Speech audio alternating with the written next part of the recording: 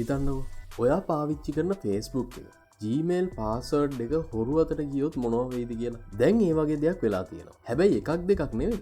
Password කෝටි 1600ක්. ඒ කියන්නේ බිලියන 16ක විතර ඩේටා ලීක් වෙලා තියෙනවා. මේක තමා ඉතිහාසයේ වෙච්ච ලොකුම ඩේටා ලීක් එක. බය වෙන්න එපා.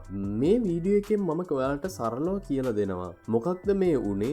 ඔයාගේ විස්තර ලීක් වෙලාද කියලා චෙක් කරගන්නේ කොහොමද? සහ ඔයාව ආරක්ෂා කරගන්න දැම්ම කරන්න ඕනේ ලේසිම දේවල් ටිකක් මොනවද කියලා. ඉස්සෙල්ලම අපි බලමු මොකක්ද මේ ඩේටා ලීක් එක කියලා. සරලවම කිව්වොත් මේක එක කම්පැනියක වුණ දෙයක් නෙවෙයි. කාලයක් තිස්සේ එක එක තැන්වලින් හොරකම් කරපු පාස්වර්ඩ් ඊමේල් වගේ දේවල් එකතු කරලා හදපු ලොකුම ලොකු ලිස්ට් එකක්. ඒ කියන්නේ ඩේටාබේස් එකක්. මේව හොරකම් කරලා තියෙන්නේ ඉන්ෆෝ ස්ටීලර් කියන වෛරස් වර්ග වලින්. ඒ කියන්නේ ඔයාටත් නොදැනීම ඔයාගේ කම්පියුටරයට ඇවිල්ලා ඔයා ටයිප් කරන පාස්වර්ඩ් වගේ දේවල් හොරකම් කරන පොඩි සොෆ්ට්වෙයාර් එකක්. භයානකම දේ තමයි මේ ලිස්ට් එකේ තියෙන ගොඩක් පාස්වර්ඩ් අලුත් ඒවා. ඒ නිසා හොරුන්ට මේවා පාවිච්චි කිරීම ඉතාම ලේසි. ඊළඟට අපි බලමු මේ ලීක් වෙලා තියෙන්නේ මොනවද කියලා. ප්‍රධාන වශයෙන් ලීක් වෙලා තියෙන්නේ මෙන්න මේ දේවල්. පළවෙනි එක ඔයාලා ලොග් වුණ සයිට් ටික. ඒ කියන්නේ ඔයාලා ඒ ඊමේල් හෝ පාස්වර්ඩ් යූස් කරලා ලොග් වුණ වෙබ්සයිට් එක සේව් වෙලා තියෙනවා. ඊට පස්සේ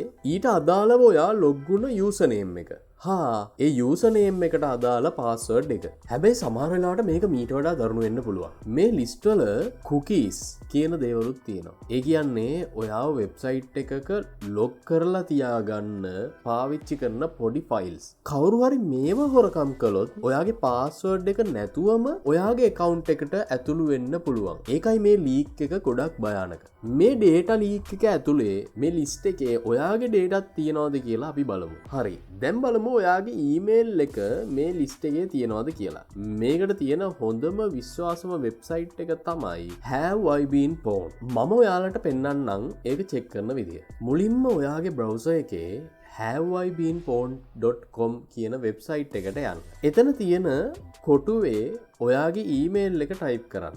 ඔයා පාවිච්චි කරන හැම ඊමේල් එකක්ම පරණේව පවා දාලා බලන්න. කොළ පාටින් මෙන්න මේ විදිහට good news no phone found කියලා ආවොත් නියමයි.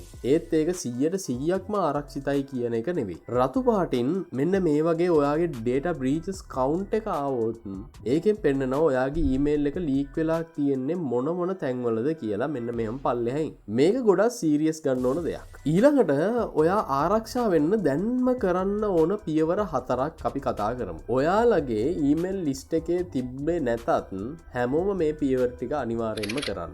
මේක තමයි වීඩියෝ එකේ වැදගත්ම කොටස. පියවර අංක 1. පාස්වර්ඩ් මාරු කරන්න. මුලින්ම ඔයාගේ වැදගත් දේවල් වල පාස්වර්ඩ් මාරු කරන්න. ඊමේල්, බැංක් ඇප්, Facebook වගේ දේවල් සහ මතක තියාගන්න හැම සයිට් එකකටම වෙනස් අලුත් පාස්වර්ඩ් එකක් දාන්න. පියවර අංක 2. පාස්වර්ඩ් මැනේජර් එකක් පාවිච්චි කරන්න. මේකෙන් වෙන්නේ ඔයාට අමාරු ශක්තිමත් පාස්වර්ඩ් හදලා ඒවා මතක තියාගෙන ඔයාට ඕන වෙලාවට දෙන එක.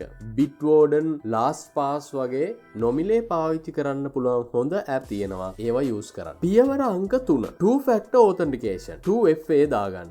මේක දෙවනි ආරක්ෂක පියවරක්. හොරෙක් ඔයාගේ පාස්වර්ඩ් එක දැනගත්තත් ඔයාගේ ෆෝන් එකට එන කෝඩ් එක නැතුව ලොග් වෙන්න බෑ. Google Authenticator වගේ ඇප් එකක් පාවිච්චි කරනවා නම් ගොඩක්ම ආරක්ෂිතයි. පියවර අංක 4. බොරු ඊමේල්, ෆිෂිං වලින් පරිස්සම් වෙන්න. හොරු ඔයාගේ ලීක් වුණ විස්තර පාවිච්චි කරලා ඔයාව රවට්ටන්න හදන ඊමේල් එවන්න පුළුවන්. සැක හිතෙන කිසිම ලින්ක් එකක් ක්ලික් කරන්න එපා. මේ වගේ දෙයක් ඇහුවම පොඩි බයක් ඇති වෙන සාමාන්‍ය දෙයක්. ඒත් හොඳම දේ තමයි ඔයාව ආරක්ෂා කරන්න ඔයාටම කරන්න පුළුවන් මේ සරල දේවල් ටිකක් තියෙන එක. මමද කියලා දුන්න පියවර ටික හරියටම කළොත් ඔයාගේ ඔන්ලයින් ජීවිතය ගොඩක් දුරට ආරක්ෂිත කරගන්න පුළුවන්. මේ වීඩියෝ එකෙන් ඔයාට උදව්වක් වුණා නම් ලයික් එකක් දාන්න.